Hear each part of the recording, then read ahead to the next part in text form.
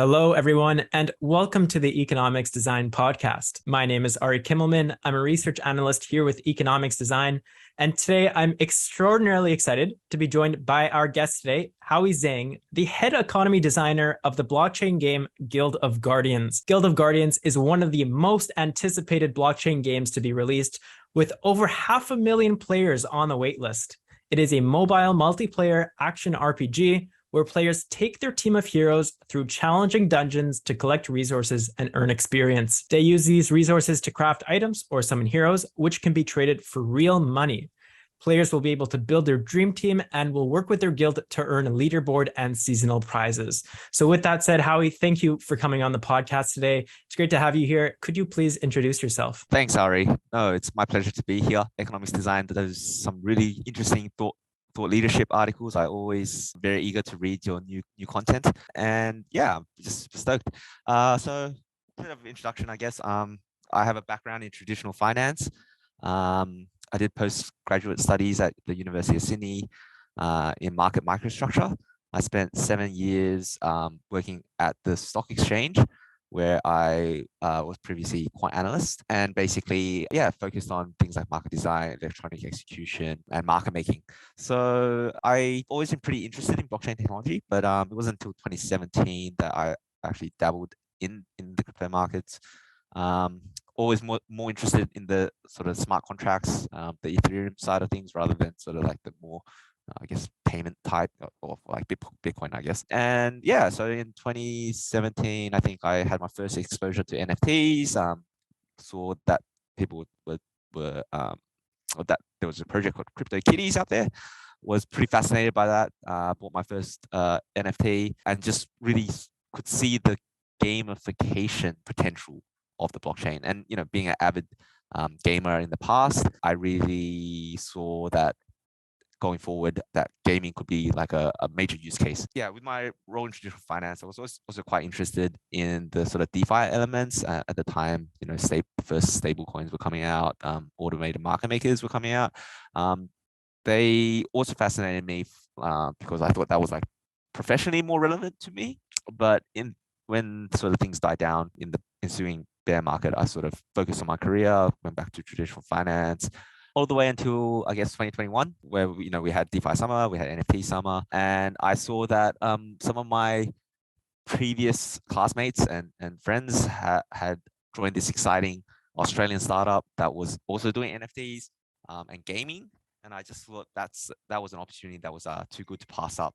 I basically I applied to Immutable for a role that wasn't very defined at the time, but eventually evolved into this game economist role, which it's a relatively new field. I guess traditionally these game economists were just game designers, but with the advent of Web3 and blockchain, there's been an increasing need to understand the sort of the more serious economic ramifications of designing a player-to-player free and open market. Great. I think that's a very interesting background, how we've merged from a PhD in finance all the way into a game economy role in Guild of Guardians. That's an awesome background.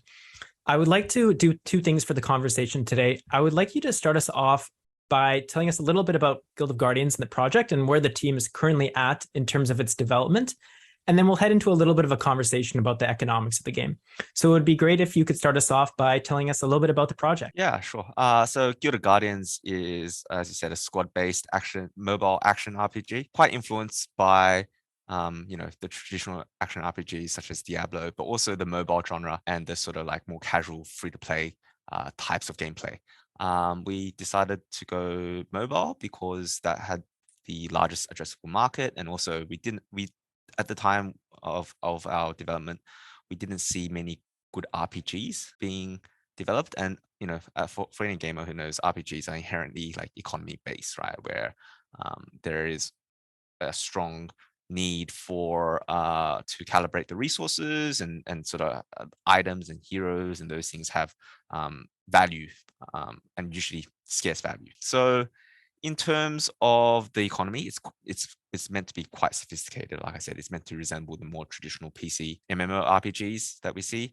It will have like crafting, dungeon progression, pets, ascension systems. And then in terms of development, I mean, we're fairly advanced in the development of the core gameplay. So I would say like the art assets, the levels, combat, etc. But we're also at a point where the industry has moved a lot in the last year and a half, and so there's a need for us to ensure that we're keeping at the forefront of it, and so we're constantly trying to iterate and improve the experience, and where we're focused on improving the experience is in the meta game, in the strategy, in the economy aspects of it. So that's just that those elements are still in flux, whereas the sort of the art and the core assets are all kind of done already. Got it. So first, I guess, direct question here about the economy design of the game.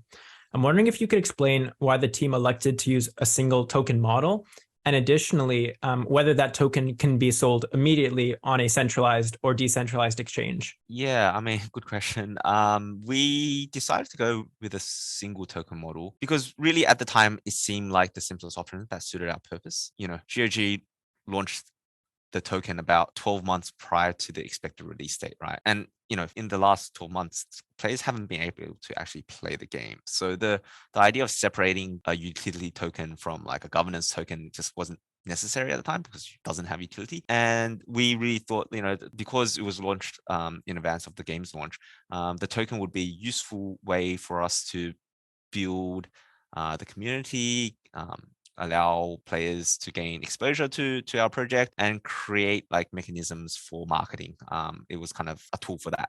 After launch, the primary utility for GOG tokens is to pay for minting costs and transaction fees. So there's also a mechanism where some portion of these fees charged are redistributed back to token holders in the form of like active staking, which is like requires a player to undertake some value accretive action, whether that be governance or perhaps promotion, in order to receive the returns on that token. And then the secondary purpose of having that sort of financial feedback is to sort of try to stabilize that token price and give it some fundamental value, so it's not like just being wildly speculated on. Overall, we see the token's purposes as providing in-game utility, not as a security. And then finally, I think I personally like one token models a little bit more because it kind of just aggregates liquidity into a single product instead of like fragmenting it over two products. And I'll say that like initially when markets are thin and there's not much liquidity, there's not many, relatively few holders of the token. Sort of focusing on liquidity probably is more important than focusing on sort of trying to provide different use cases for different personas or categories of users.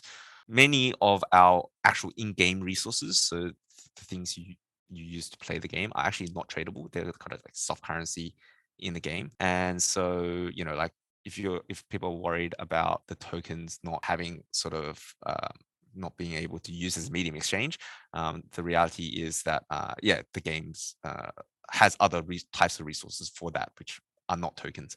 Yeah, and then I guess the final point is yes, it is possible for you to sell your GOG token on a centralized exchange or a decentralized exchange. Unfortunately, one of the major centralized exchanges that you could sell your tokens on has been having issues lately. But you can what you'll be required to do is you'll have to take your tokens off layer 2 back to layer 1 and then transfer it to like a DeFi pool or a centralized exchange. And then lastly, I'll say that we're not sort of dogmatic about how we do our tokenomics. If there is a compelling need to have two tokens, and if we see that that one token is not working, either because it's not, price is not stable, it's not a good currency to use to trade game assets, then we're open to releasing more fungible tokens. That makes sense. A lot of information packed in there already. I'm glad we're 10 minutes in and some great details. I'd love to move on to another conversation topic, being the NFTs. So in the white paper, it's written that one of the mechanics of the game is that the only way to create NFTs are through guilds. So I'm wondering if you could explain why this decision was made and how it contributes to creating a sustainable economy within the game. Sure. So I will have to correct you there. It's not true that only guilds can create NFTs. Only guilds can create equipment NFTs. So the items that the heroes use. Players can create hero NFTs via solo progression. So like as our namesake suggests, guilds are a big focus and feature of our game, part of the core gameplay and economy, and what sort of drives the goals and aspirations of players to play the game. From a design perspective, the reason we sort of just wanted guilds to be a focus point and why it's seen as being so important in our economy is that we really wanted to double down on the social elements of gameplay, because as a Web3 game, we wanted, in order for us to our primary monetization technique is via like secondary market trading, right? And so we want trades to occur. We want people to collaborate and play as part of a community. And we think that this is the effort that generates fun in the game, right? So in terms of aligns the work that a player needs to do with fun that the player experiences, right? And so in playing the game, they contribute their labor, and in doing so, they provide sort of more fun to other people who are playing the game. And so that's seen as an alignment of value there. Another thing we want to see is we want to see like specialization occur, because we believe that also promotes trade. So we want to see guilds focus on certain domains where they have competitive advantages in, and through that sort of facilitate this trading ecosystem, this player-driven economy. And then, how I view these guilds is similar to like a taxi medallion model in the real world. Basically, we give these guilds and we confer them like a monopoly on providing a type of service or product. And then that allows us to sort of monitor and regulate that monopoly, and sort of like basically helps us control the economics of that industry. Got it. Okay. I want to move on to a different subject here, talk about user onboarding. Do players need to connect wallets in order to start playing, or they don't need a wallet? Currently, they do not need a personal wallet, in the sense that player should be able to onboard, play the game, and the wallet is taken care of by a custodian. They have the option of using their personal wallet and sort of like transferring assets to that personal wallet. But the idea here is a very like we want to improve the user experience on the Web3 side of things as much as possible. We also want to ensure that mainstream players who have no previous experience in Web3 don't get overwhelmed with sort of this wallet creation process, right? So if you are Web3 savvy and you kind of like want to keep your own wallet and keep your own assets, perfectly understand there's options to do that. But I think the default assumption is that like players themselves won't be expected to mess around with wallets. Okay, perfect. Yeah, I think that makes perfect sense. And I would agree that that's a trend currently going on for blockchain games currently in development as well. So I would love to go into a little bit of a conversation about sustainable gaming economies in general. So my question here is, we've seen failed economic models in previous play and earn, play to earn games.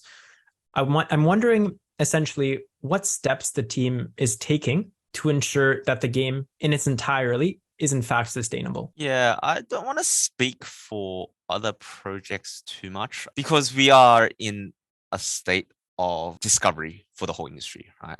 As previously noted, like Web3 games so far haven't proven to be very sustainable, and our goal is to be sustainable. I think most games don't design unsustainable economies deliberately, right? Like it's more like there's a lot of tensions in Web3 game design that haven't been entirely resolved, I think, from a economics principles basis, right? And I can speak a little bit about the challenges that I see that makes it difficult to do this. But I think one of the things is economies, whether real or virtual, are predicated on some type of underlying growth, right? Like a economy that has declining population, declining levels of consumption is unsustainable in the long run, right? But in terms of Web3 and games in particular, like these things can happen on such an accelerated cycle that the interventions that need to be taken, maybe there's there isn't sufficient time to take measured approaches. And so, I strongly think that like demographic factors drive that long-term sustainability.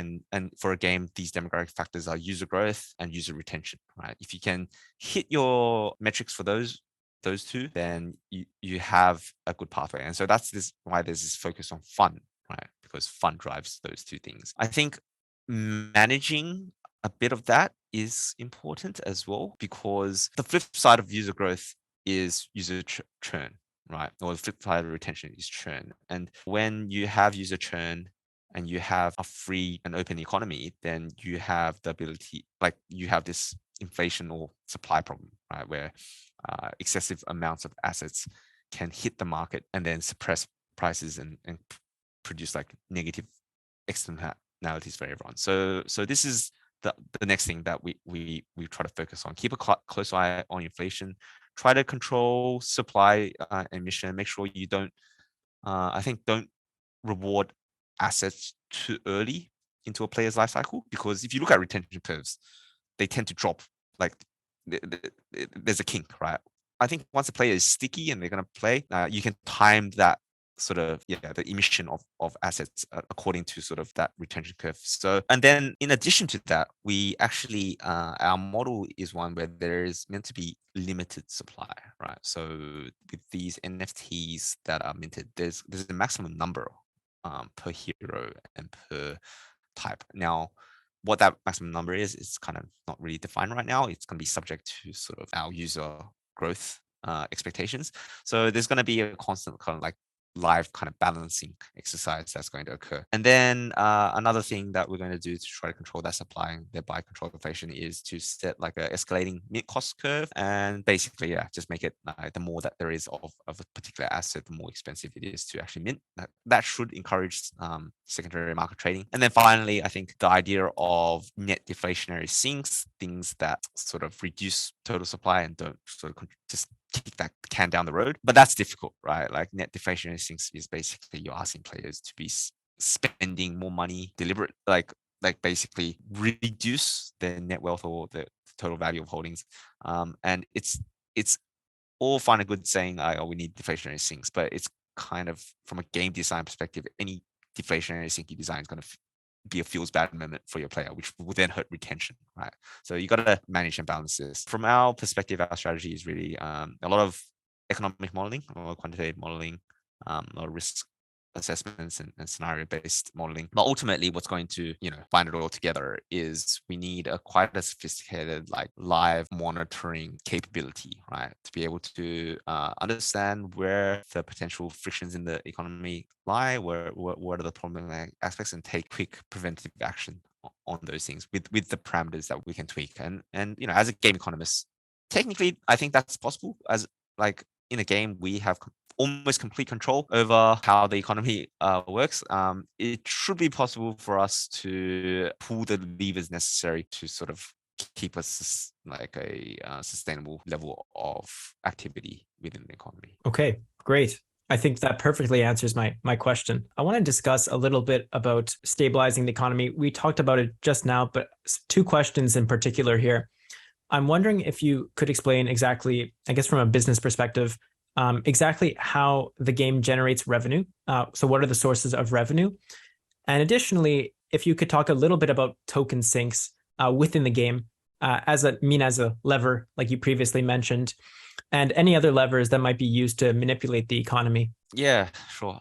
So in terms of revenue, it's generated through a combination of minting costs, primary sales, and marketplace royalties, right? So those are the three broad buckets. I think initially we expect so far revenue has been generated through primary sales, right? So that's direct sales of NFTs, these founder edition NFTs that will never be listed again.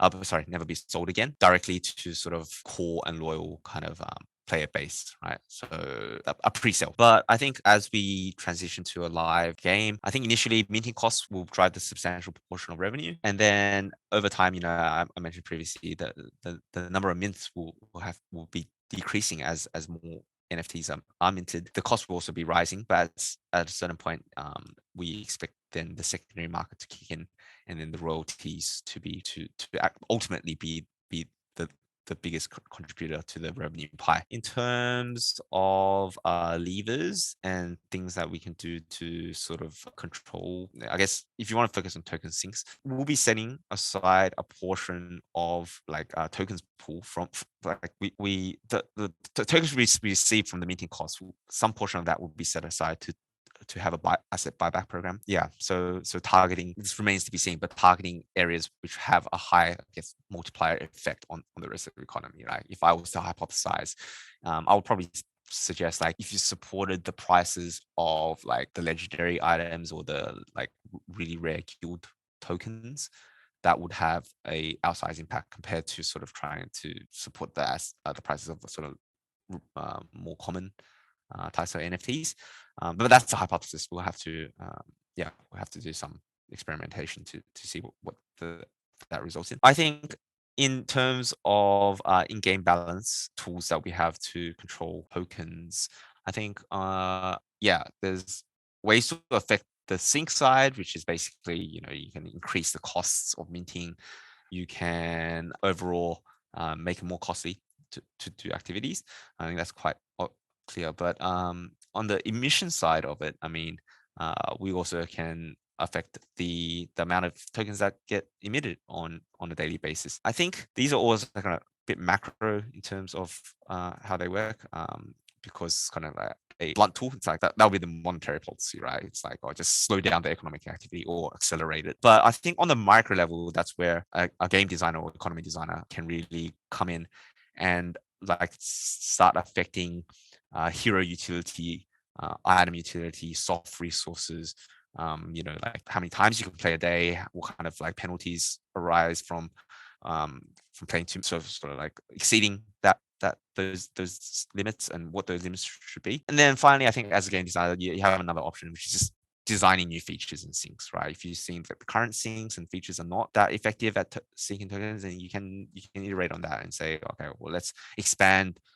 cosmetics or expand pets, because people really like the pet features, or like hell, let's go into like adversarial types of player versus player like game modes. So but those don't, they take time to develop. Hopefully we have enough things at launch to get us to the, I guess the iterative part of things. We believe we do. Like I said, we're very focused on the supply and demand side of things, and trying to ensure that we are able to, that our initial assumptions sort of are good, that we test those assumptions with in a like a demo or play test environment, and then number 3, that we have the tools to balance during the live environment. Okay, that makes sense. One of the things I'm wondering about is people extracting from the game. We've seen this in a lot of other games. And one of the things I noticed in the white paper is there's in fact an ability for a player to grind within the game and eventually earn an NFT, which I believe can be sold, if I'm correct.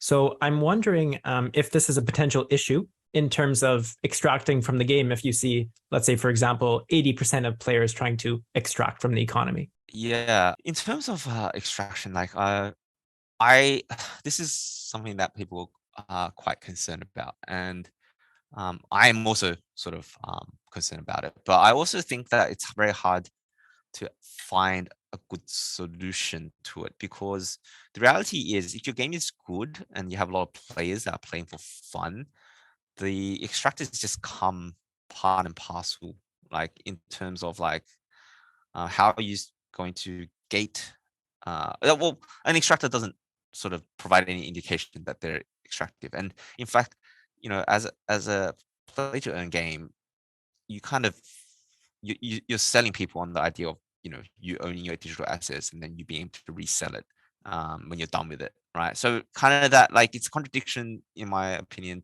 to ostracize value extractors, right? Because yeah, they form part of your key demographic, and they're the kind of innovation that's coming into this space.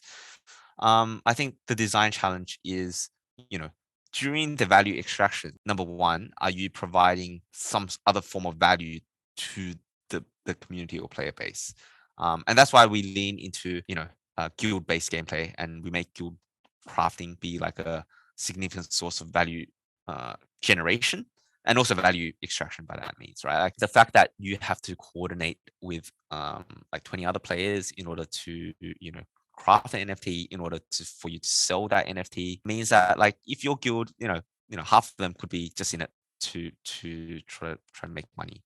But the other half could just be generally they need you to be participating on the guild raids.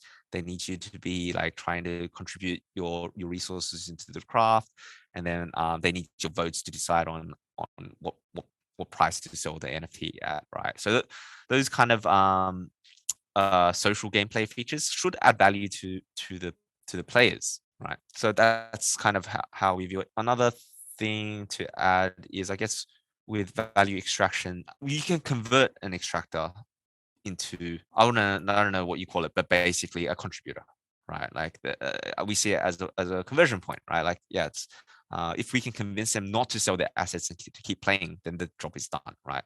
In the same way that like free to play games, if you can, convert them into paying for the game, then that's a big for you. And so, we view it similarly, right?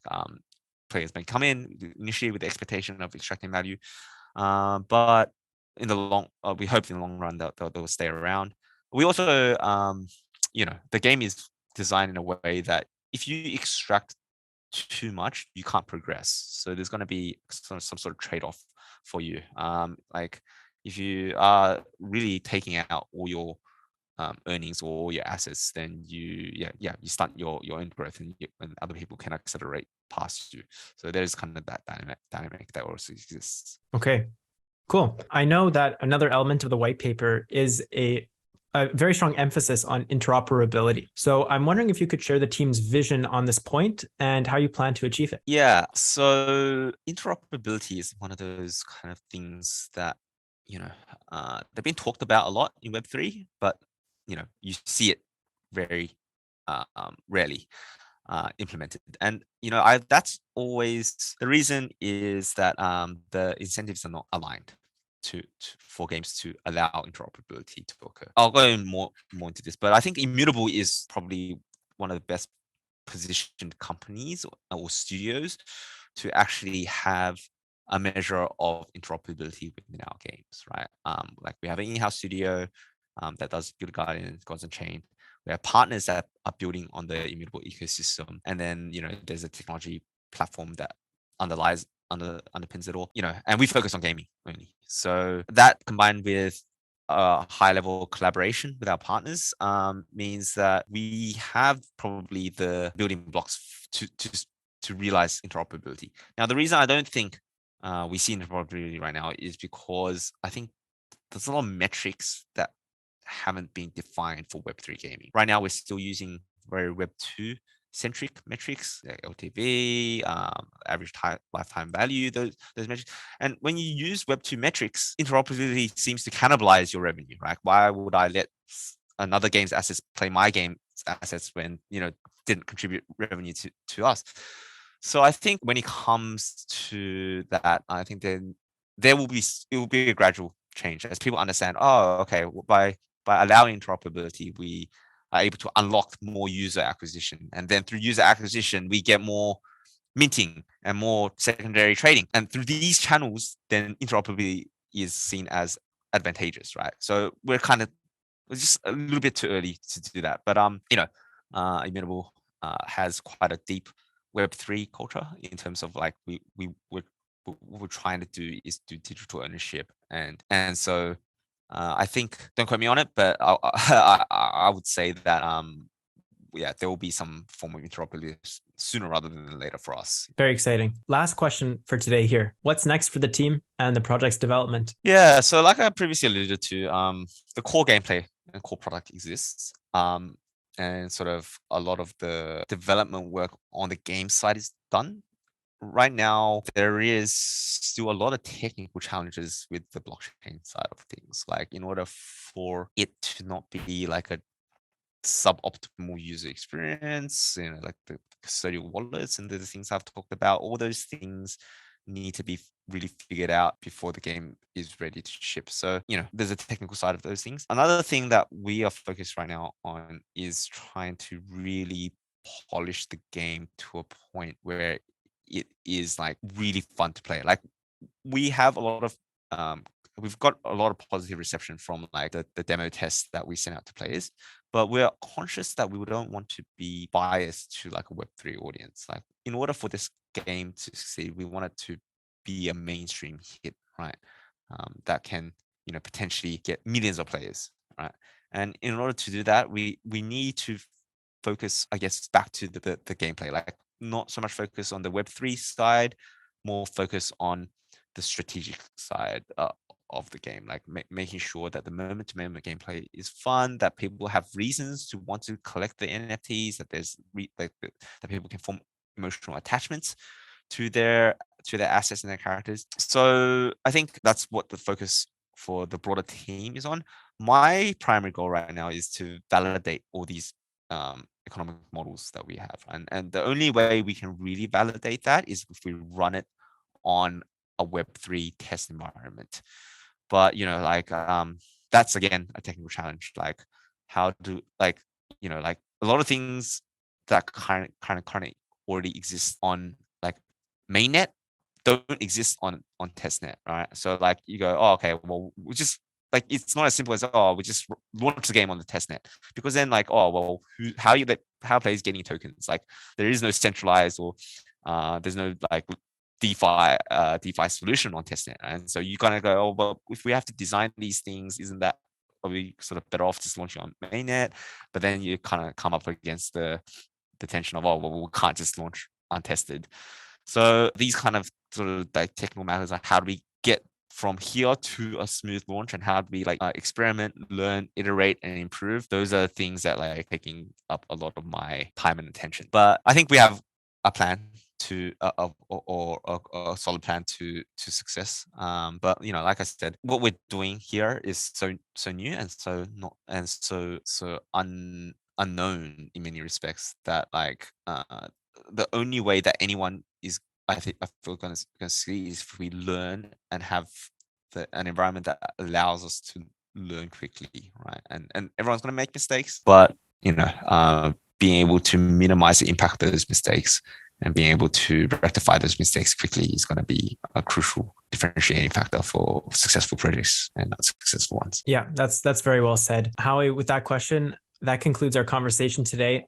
Thank you so much for joining me. It was awesome to have you here and really do a deep dive into the economics of Guild of Guardians. I'm very excited to see Guild of Guardians be released and flourish as a blockchain game. In my opinion, it's one of the most exciting ones to come out. So for our listeners out there, if you like this video, please let us know in the comments, and feel free to subscribe to our YouTube channel as well as our podcast. If you have any questions, leave them in the comments or in the Economics Design Discord chat. Thanks, everyone. Thank you. Bye.